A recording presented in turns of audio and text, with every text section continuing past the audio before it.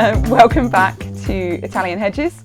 In our last video we talked about the foreign birth registration process to apply for citizenship in Ireland. In this video I want to just quickly run through the then follow-on process to get an Irish passport that effectively is an EU passport and makes you a citizen of the EU, and you have the right to live and work in all of the member states across the EU. The Irish passport process is quite straightforward. If you've done the British passport process, it's very mirrored, it's really quite similar. Following on from the foreign birth registration process, if your grandparents were born, any of your grandparents were born on the island of Ireland, then you need to apply for the foreign birth registration first. If your parent was born on the island of Ireland, you can skip that process and go straight to the passport process. So there's a couple of different routes there and you'll need to look into it. There may be an exemption for you that means you don't have to apply for foreign birth registration first. So the process is online, or largely online. At the moment it is taking, the first application is taking slightly longer than the current 10 days, and much like the British process, if you are applying in the holiday season, in the holiday rush, be prepared to wait a little longer. They're very thorough. The application starts online. You can do it on a mobile, and in fact, if you're taking your own passport photo, which you're now allowed to do, obviously if you do the process on your mobile, then you can take the photo there and then. I didn't do it that way, I wasn't that smart. So I did it on desktop. I ended up taking a passport photograph on a white background on my phone and just sending it across to my computer, and then I was able to upload it. But if you don't have that facility, think about applying using the application process by mobile. There is an alternative. You can do it by paper and send photographs. You will have to have the photograph certified by a witness. Or you can go to a photo booth. There are a number of photo booths. If you look on the Irish website, they will tell you which ones that you can use, and they will take photographs suitable for an Irish passport, and they will give you a code, and you can enter that code, and that allows the Irish government to go and retrieve those photographs from the repository wherever they're saved. So when you start the process, they will apply a number of standardised questions, and depending on your answers, so is this your first passport, is this a renewal, and so on, they will then take you down a route where they ask you a number of different questions. The standard questions that you're used to: fill in your details, give us your date of birth, what is your mother's maiden name. Then they will instruct you to print the document that you have applied online. They're very strict about the printing of it, and you only get access to it for a number of days, so make sure that you've got a printer available and ready to go. They will then inform you that you have to send a number of documents, your evidence chain as such, to prove that you are entitled to the Irish passport. And there's slight nuances between what they're asking, but for the FBR route, which is the route that I had to take, they need an original birth certificate, not a copy. They need an FBR certificate. Now, if you're reluctant to send it, just in case it goes missing, you've spent a year trying to get foreign birth registration, you can take a copy of it, a coloured copy. You do, and then you can have it certified. I'll explain a bit more about that in a minute, because your passport, you can do the same. So if you're reluctant to send off your current passport, you can take a colour copy, has to be coloured, and it can be witnessed by a list of people that are approved. They then need two forms of proof of name and proof of address. You can't just send in one won't cover both.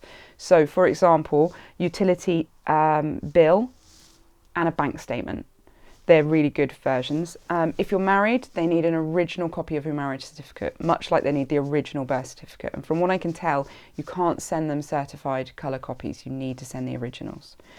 So you go through the process, you pay your money, and it is 75 euros plus 15 euros for delivery. So it works out at 90 euros, which at current conversion to British pounds is about 75 pounds.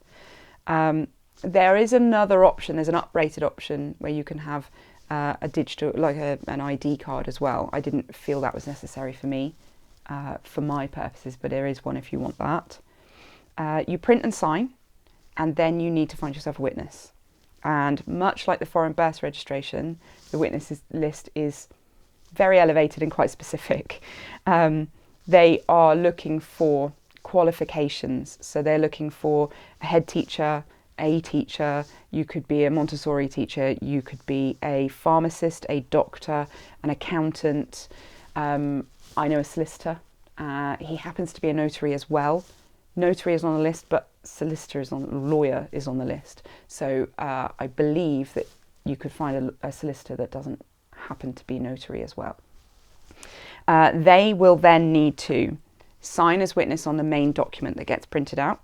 They will then need to certify a true likeness of your colour copies. So if you're sending a colour copy of your FBR certificate and your passport, they will need to sign those.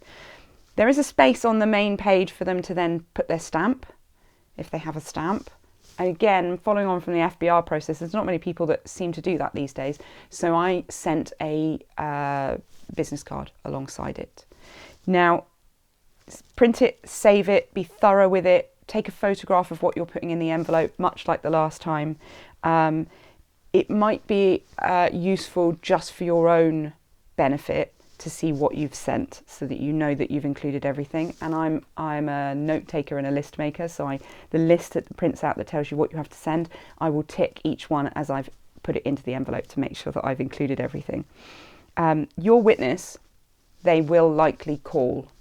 They will do a witness check, so that if you choose somebody that you know, make sure that you offer landline and mobile. Make sure that they are available to take that call over the next couple of weeks, just to confirm that they are who they said they are and what they signed was correct and you are who you say you are. Just make sure they're available. I've seen cases of this being put backwards, or having to kind of go and find a different witness because that witness turned out not to be available on the phone, and that will delay your process. And then, like I say, timescales. They're advertising at the moment that it's approximately 10 days. Now, for your first passport based off of foreign birth registration, they're going to be more thorough, and I would expect it to take longer than that. Be patient, send it in good time. Renewals, obviously, much like the British system, a bit different, a bit faster. And the time of year that you're sending it is really going to affect when you're going to get the results. But as long as you're thorough, as long as you document everything, as long as your witness is available, everything should go according to plan, and you should get your shiny European passport in pretty good time. So that's it. It's a slightly simpler and shorter process than the foreign birth registration. That's the one where you've done all the really hard work. And then once your passport arrives, like I say, you are then an EU person, you're an EU citizen, and you have the right to live, work across all EU member states in the Schengen zone. So yeah, that's it really.